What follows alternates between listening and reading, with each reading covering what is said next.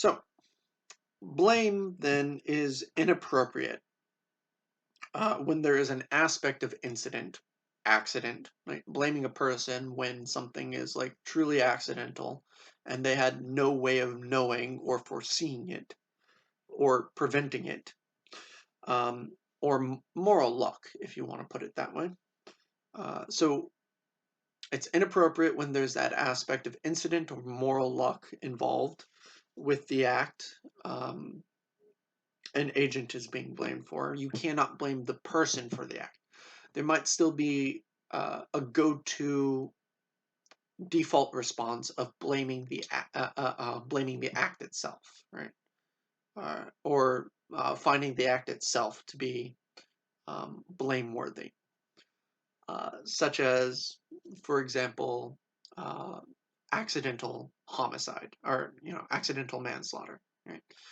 You back out of your driveway, taking every precaution, and a kid just zooms by really quickly, and you on their bike, and they're not wearing a helmet, and you hit them, right? And they go flying and crack their head and die, right?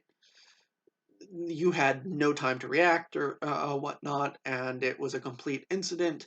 We still think that the act of killing another human being is a blameworthy action, even though you, in this instance, are completely absolved of blame, right? You're completely free of being blameworthy. And this is where some of the muddiness of our moralizing comes in, is with blame in this way. Additionally, blame minimalistically, right, as our previous lecture showed, is anticipatory in nature, right? It does not work if we don't already anticipate that certain actions are ones that we impose blame and moral sanctions for. Right?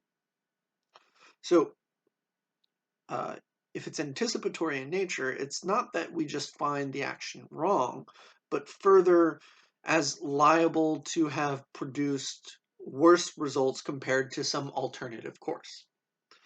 Right? And whether or not an individual is blameworthy is judged on the degree to which they could have known, right, of alternative courses, or could have foreseen or thought of alternative courses of action.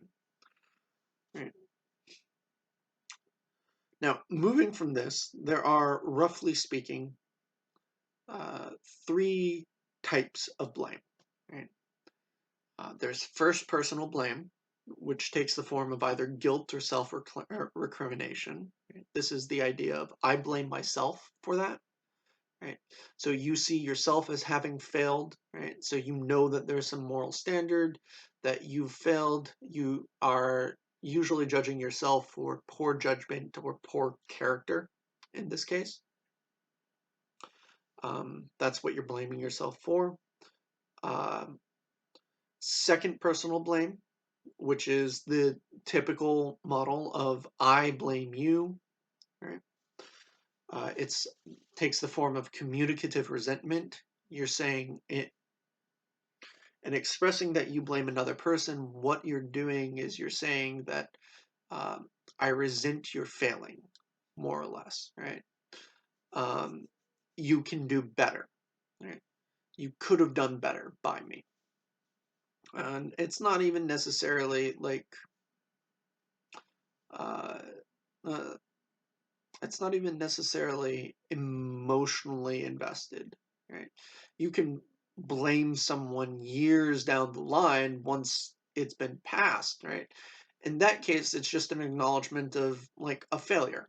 Right? But in the moment, right, or when the moment is much closer at hand, the incident is much closer at hand, the moral element of it really derives its weight from the emotional aspect of blaming, right?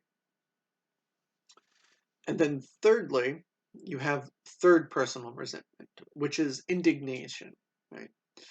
It's sorry, third personal blame, not resentment. It's indignation.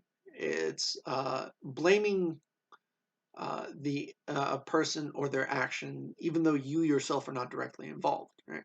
So it's an assessment of a situation at a distance, right?